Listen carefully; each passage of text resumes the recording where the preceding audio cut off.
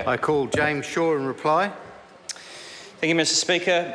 I would like to just start by responding to some of the criticisms of the bill that have been outlined in greater or lesser coherence by previous speakers.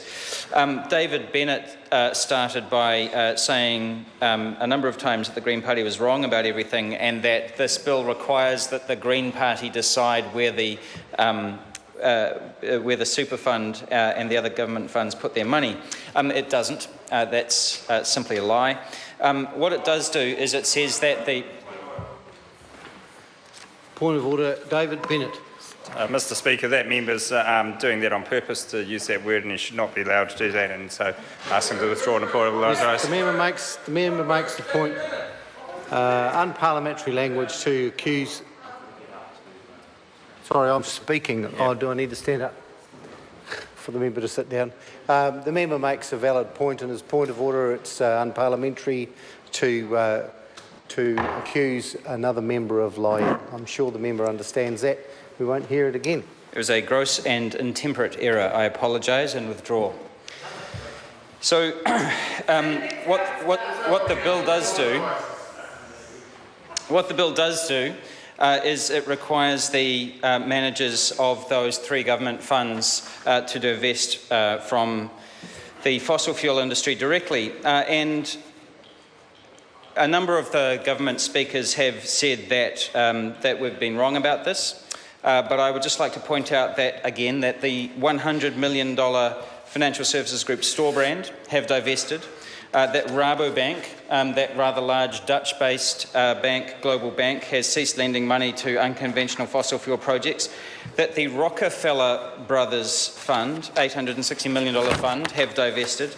That Australia's local government super fund have divested. That Norway's $1.2 trillion government investment fund have all divested. And so, if you don't want to take my word for it, take their word for it.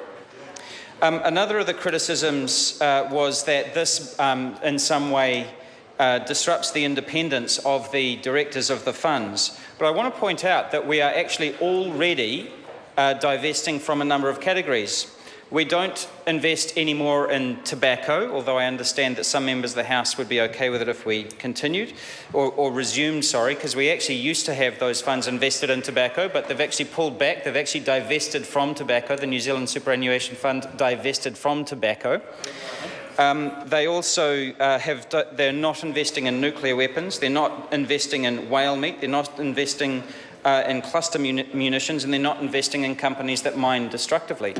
And they do all of that, and they still manage to make 17% returns. So when Tim McIndoe says that we have these ethical investment firms and that they get these great returns, he's absolutely right. That was how I started my speech. If he'd been listening, he would have heard me start by acknowledging how they're incredibly ethical, globally recognised for doing so, and at the same time world-beating.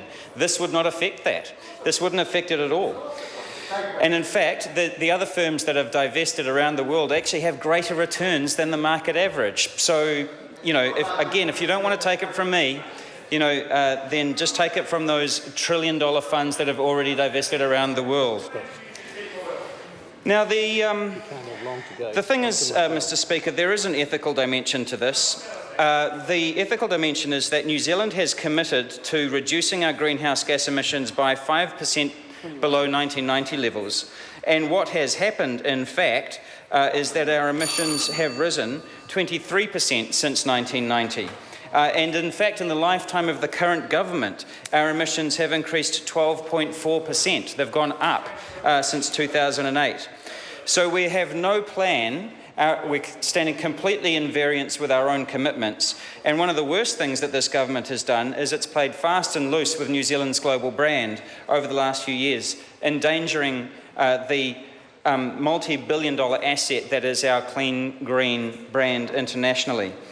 Mr. Speaker, today the National Party has had the chance to vote for the environment on two occasions, one with the fossil fuels divestment bill and previously with Gareth Hughes' Fair Go for Solar bill, and it has voted against the environment on both occasions, putting a lie into its so-called blue-green credentials.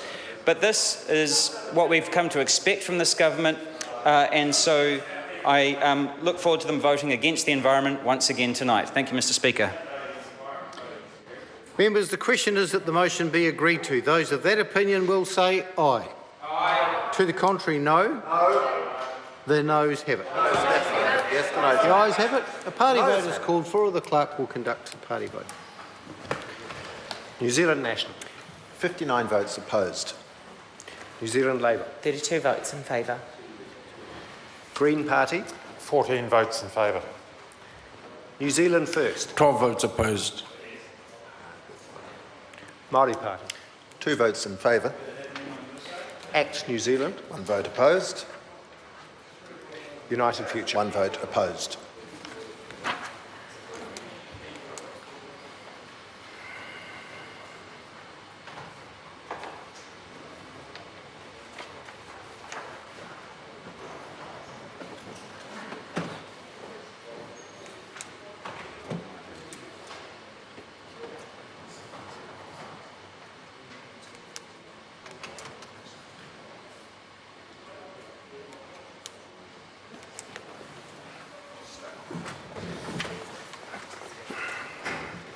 Members, the ayes are 48 and the noes are 73.